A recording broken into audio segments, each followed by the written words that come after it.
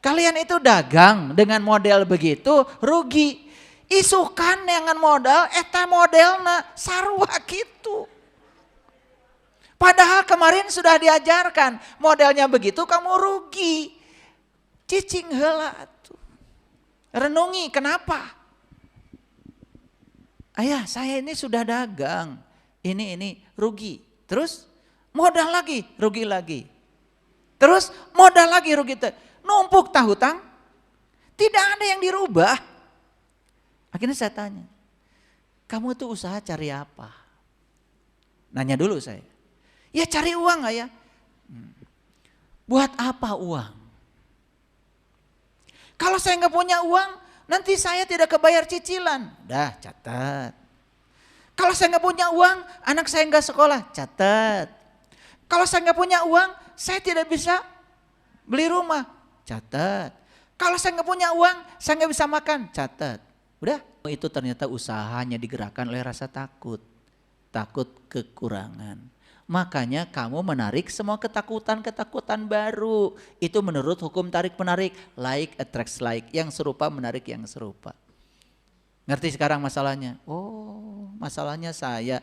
Kamu. Lalu solusinya gimana?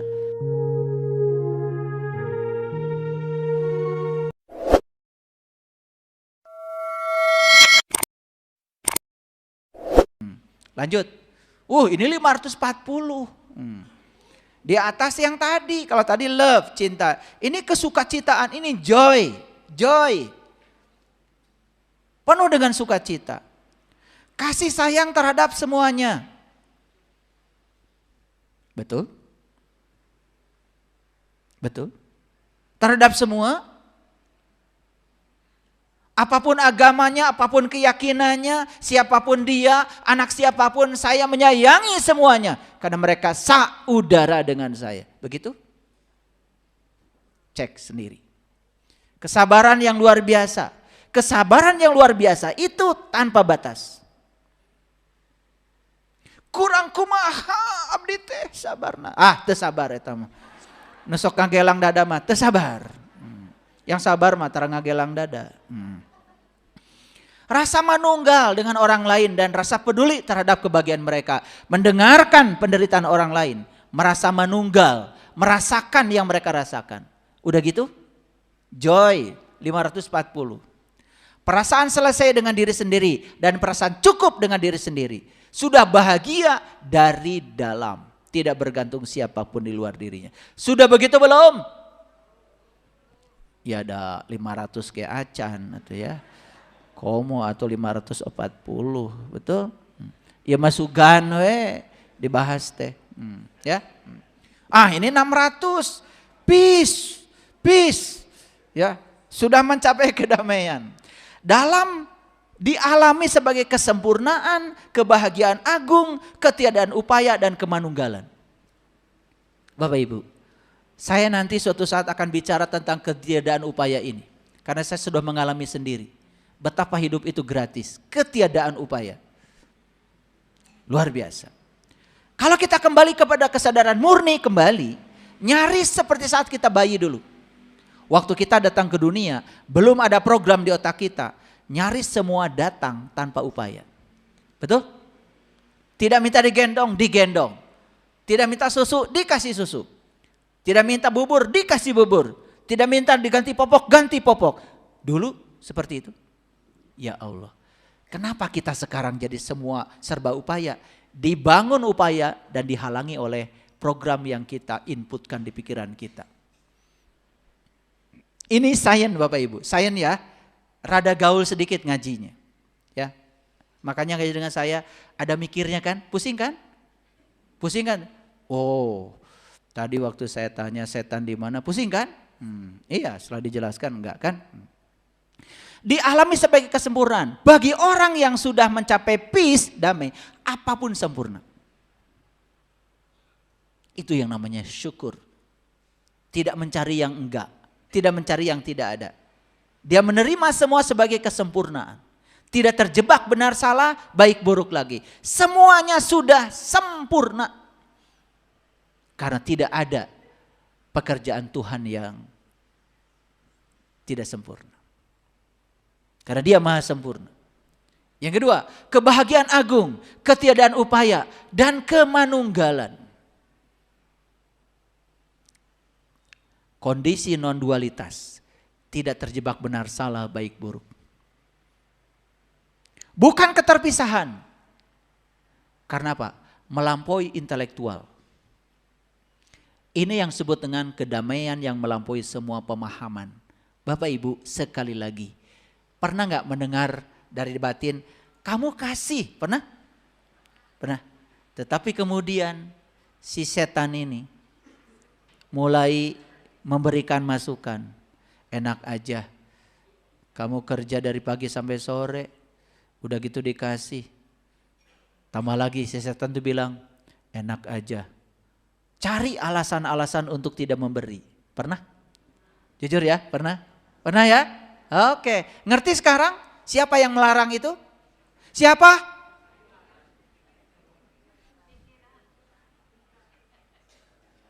Ngerti ya? Luar biasa ya, si diri palsu ini ya. Oke, sering gak jadi kan berbuat kebaikan? Oke, itu karena belum bisa melampaui pemahaman. Oke, bagaimana kunci-kuncinya? Ini kunci-kunci detailnya. Tapi waktu kita tinggal sedikit lagi. 1, latihan penerimaan.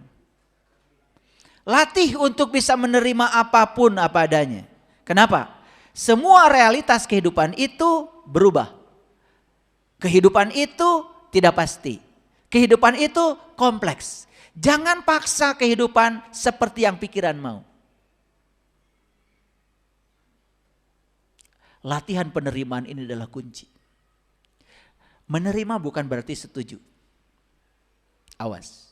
Menerima bukan berarti setuju. Sudah, ada kejadian walaupun tidak setuju, terima dulu.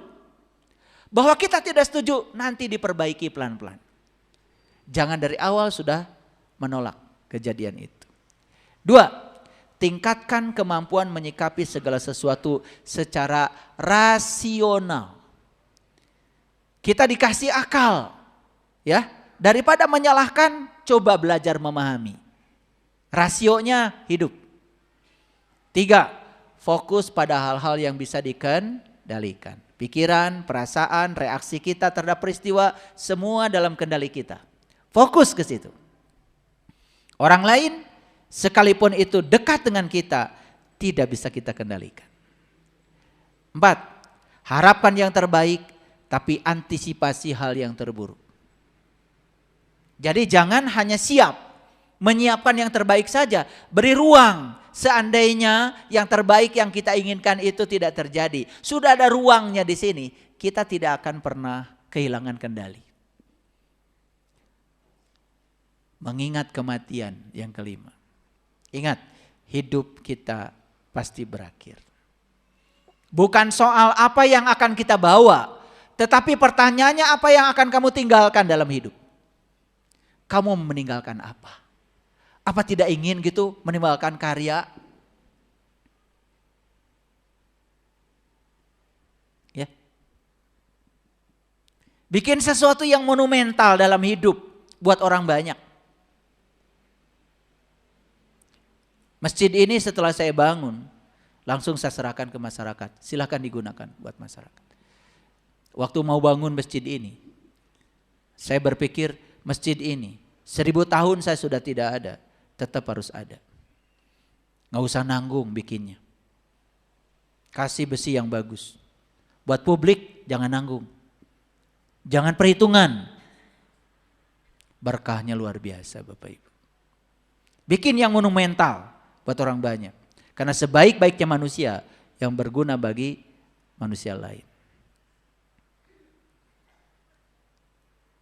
Kenapa penerimaan ini penting? Ini menurut David Hawkins. Kalau kita sudah bisa menerima, itu nilainya sudah lumayan. 350.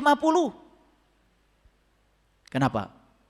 Energi ini bersifat tenang, santai, harmonis, fleksibel, bebas dari perlawanan batin.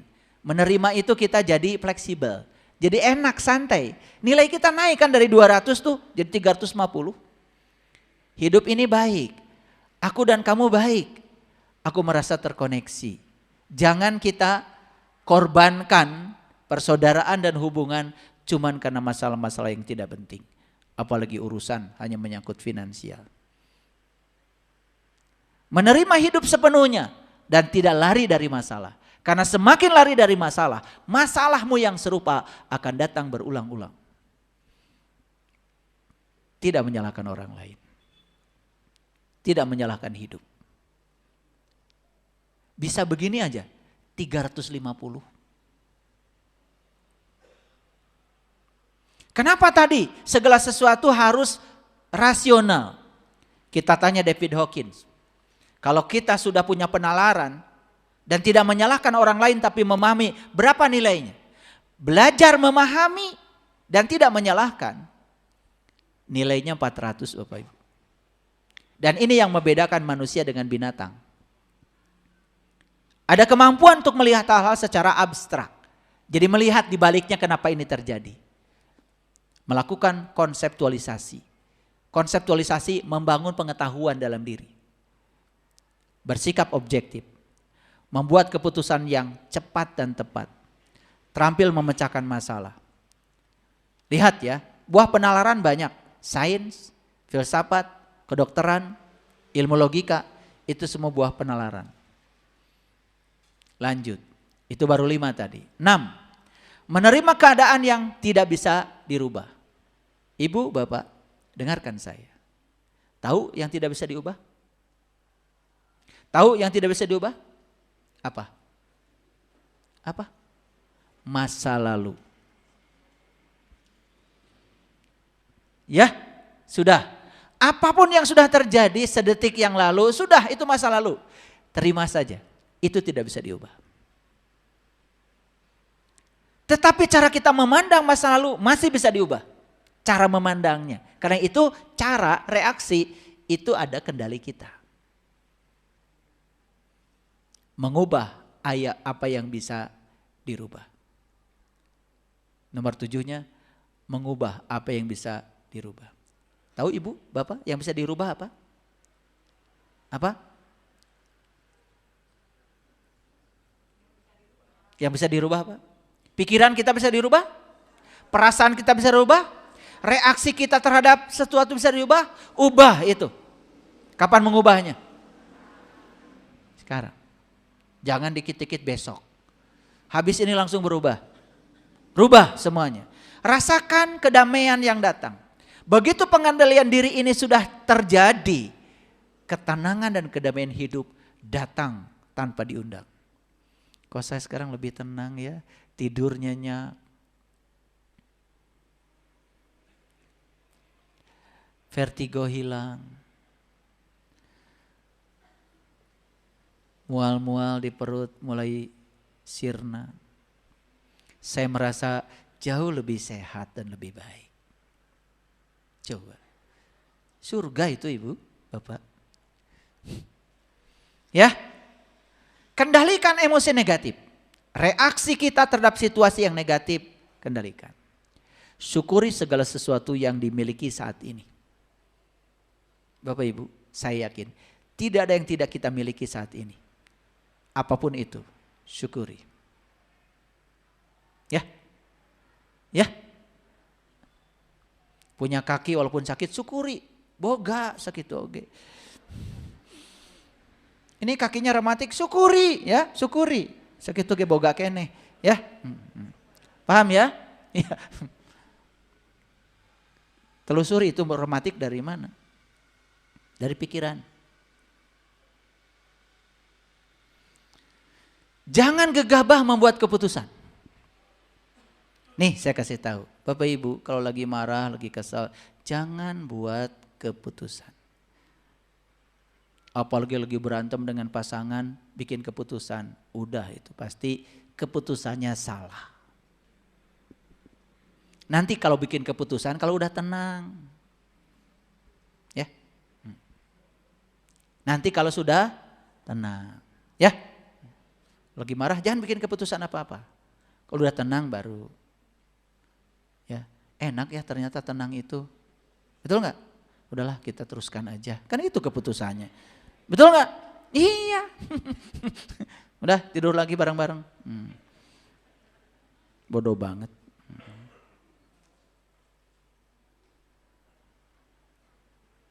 Sebelas, hindari krisis identitas diri. Lihat saya semuanya. Semua kita ini terlalu sering menjadi orang lain. Lalu kita terasing di rumah kita sendiri. Jadi kita mengalami krisis identitas. Tidak tahu jati diri. Nah itulah pentingnya Bapak Ibu meniti ke dalam diri. Tahu siapa sih saya ini sebenarnya. Itu kuncinya. 12. Kendalikan respon atau reaksi emosional terhadap kenyataan yang terjadi. Kontrol yang kuat. Ingat ya tadi, masih ingat ya cerita restoran? Yang bikin restoran berantakan tadi itu kecoa atau reaksi terhadap kecoa? Sekali lagi. Pintar ya, pintar. Kendalikan respon, reaksi terhadap situasi. Ya, kalau di jalan, dek, nabrak. Udah, gak usah marah dulu, tarik nafas dulu. Dalam-dalam. Ya, sadari. Ya, berantem di jalan hanya bikin macet jalan. Dan tidak akan mengubah mobil yang penyok jadi bagus. Setuju? Udah. Gus, baralik ke imah. Omean ke bengkel. Paham ya? Gitu aja susah. Renungkan tindakan harian dengan jujur. Lihat saya semuanya. Semua tindakan yang kita lakukan setiap hari menimbulkan akibat. Ketika akibat itu datang, direnungkan? Jawab dong, direnungkan? Tah eta. Terus membuat sebab. Akibat dari setiap sebab gak direnungkan. Kalau direnungkan, kalau saya gini, hasilnya begini. Ya udah saya ubah. Harusnya harian kita itu ngasih sinyal-sinyal untuk perubahan. Cuman kita abaikan.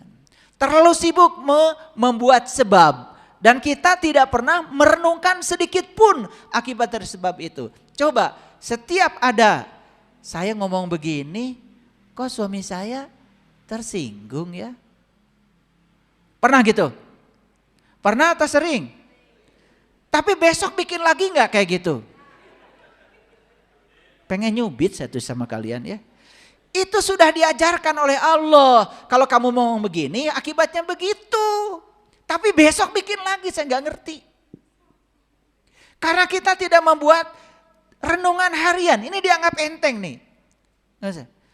Nggak usah ditulis. Lila. Setiap tindakan kita setiap hari itu selalu menimbulkan akibat, Bapak Ibu. Dan selalu ada akibatnya.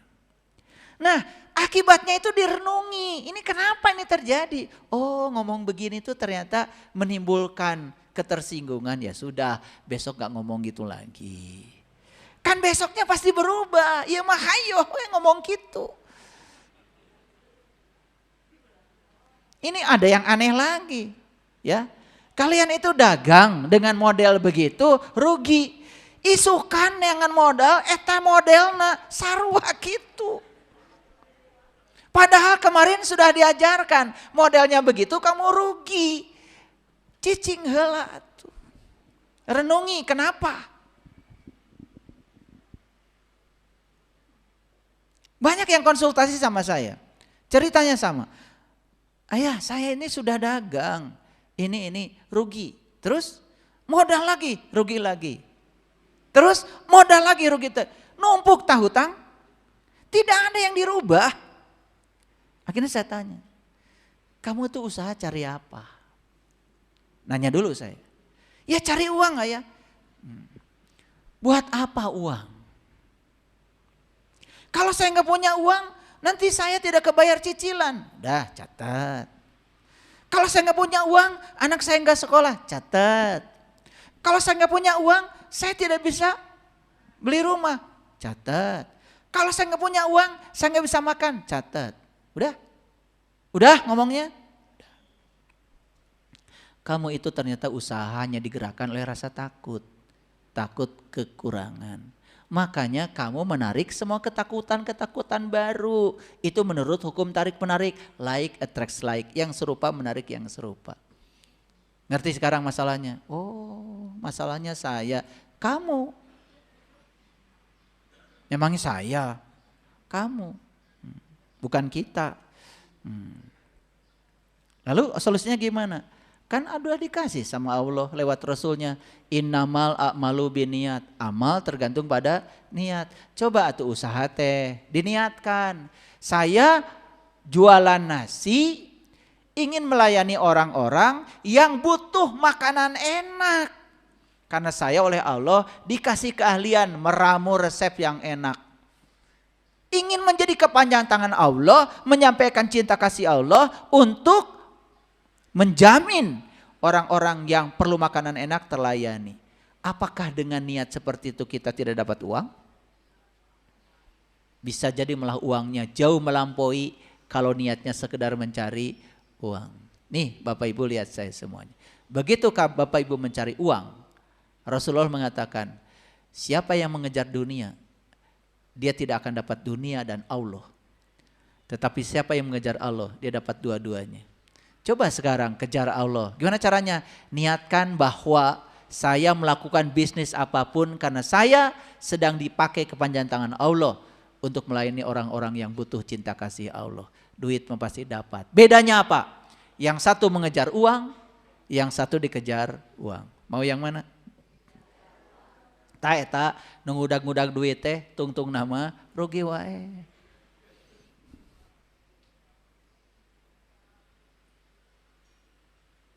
Coba petani mau tanam padi. Ajak ngobrol dulu atuh tah pare teh nu rek dipelakeun teh. Padi, 1 butir pun saya tidak bisa membuat. Kamu luar biasa. Anugerah dari semesta buat aku. Sekarang akan aku tanam. Bahagiakan ya banyak orang. Tumbuh yang bagus. Ajak bicara. Tanam. Saya menanam kamu bukan semata-mata saya ingin uang. Karena saya ditakdirkan oleh semesta lahir ke dunia ini untuk menjadi petani. Saya percaya profesi saya sebagai petani ini adalah jalan hidup saya dari Allah. Jalan hidup saya supaya saya bisa pulang kepada Allah. Hidup saya menjadi berarti menjadi petani ini. Saya melayani orang-orang yang butuh layanan beras murah dan enak. Lebih besar niatnya ketimbang sekedar ingin uang. Saksikan saya. Berasnya akan tumbuh besar. Hasilnya juga uang datang. Tidak mengejar uang, tapi uang mengejar kita. Itu namanya dirindukan uang. Nah, coba perhatikan. Nih yang bisnis gagal terus, coba perhatikan. Apalagi banyak bohong, membohongi orang supaya kita untung. Itu sudah menempatkan uang di atas Tuhan. Nilai-nilai kebenaran yang ada dalam diri dihianati, pasti kalian akan mendapatkan akibatnya. Akibatnya seret terus. Rezeki susah datang, uang tidak rindu untuk datang. Sekali-kali datang perginya cepat. Giliran butuh sesuatu akhirnya pinjam. Ada yang salah hidup kita. Harusnya tidak begitu. Saya kasih tahu ya. Begitu kita sudah bisa mengendalikan diri kita, apa yang luar biasa dari sini? Bukan sekedar hidup kita menjadi tenang dan damai, lebih dari itu. Semua yang di luar diri kita yang tidak bisa dikendalikan menjadi terkendali. Ya, siap merenungkan tindakan harian? Oke, praktek ya, pulang dari sini praktek. Yang selanjutnya, kembangkan sikap empati dan peduli kepada orang lain. Belajar merasakan pengalaman orang lain.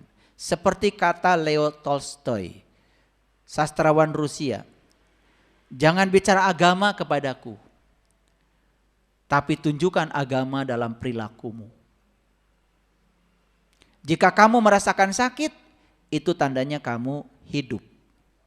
Tapi kamu bisa merasakan sakitnya penderitaan orang lain, itu tandanya kamu manusia. Leo Tolstoy.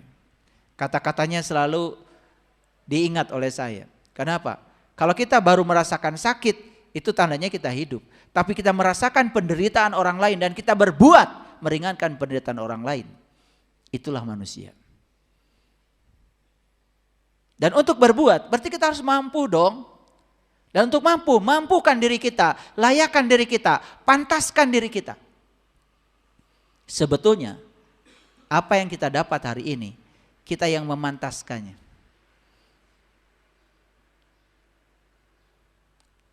Sering saya mendengarkan ucapan-ucapan, saya ini orang kecil, saya ini orang susah, saya ini sengsara. Itu doa. Bahkan di antara kita mungkin ada yang pernah mengucapkan kalimat-kalimat itu secara tidak sengaja. Atau ingin mendapatkan belas kasihan dari orang lain.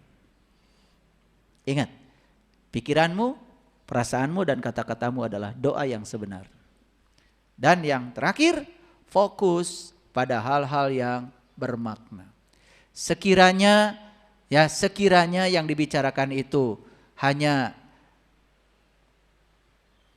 sesuatu yang menguras energi kita, udah tinggalkan. Lebih bagus diam. Ya, saya bicara itu kalau di sini aja. Kalau di rumah bagian istri saya. Itu istri saya. Di rumah saya nggak pernah ceramah lagi. Bagian Bunda Tati aja di rumah. Karena saya udah selesai di sini udah. Udah lebih dari 6.000 kata.